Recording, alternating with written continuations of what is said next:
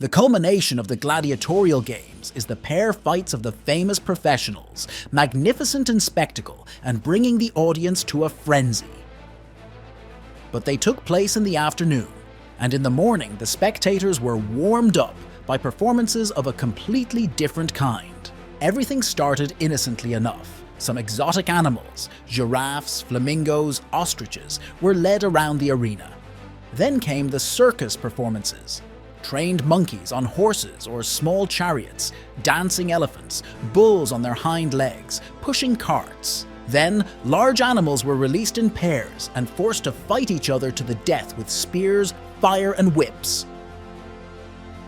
The pairs were different. Elephant and bull, rhinoceros and bear, tiger and boar and other variations. Often the beasts were chained together. Next came the turn of the venators, the hunters. At first they hunted harmless animals, deer, antelope, donkeys, fallow deer. They were released by the hundreds and even thousands, and the venators killed them all with spears, darts and arrows from bows. The next acts of the show were fights with dangerous predators, lions, tigers, wild boars, leopards. Venators were allowed to hide for a while behind artificial obstacles, barrels, stones, wooden walls. Weapons were spears or swords. Pair fights alternated with mass fights, dozens of gladiators against dozens of beasts.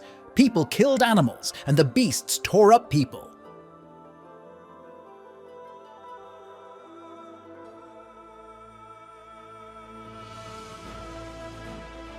Everything happened against the background of large-scale scenery, among the mountains, forests, on the shore of a body of water.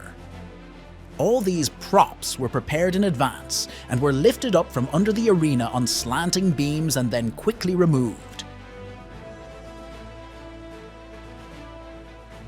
But the plebs were already thirsty for human blood, and the turn of executions came.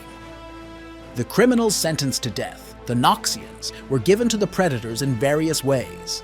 They could be given weapons, or simply tied to a pole, or made a whole show. One bandit gang leader was chained to a pole on a platform in the shape of the volcano Etna. Then the platform collapsed, and the doomed man fell into a cage of tigers.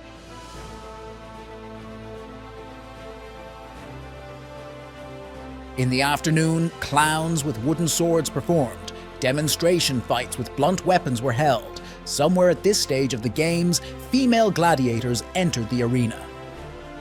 The main fights were approaching, and before them a mass bloodshed of gregari, second-class gladiators, poorly trained or not trained at all, was organized. They were mostly criminals sentenced to the arena. Their name translates as herd. The crowd was already quite excited, and blood poured out in rivers to the deafening roar of the tribunes. Enraged by the sight of it, the spectators yelled, "Kill! Kill! Get it!" These preliminary parts of the main program of gladiatorial games most accurately reflect Roman ethics and can cause nothing but disgust.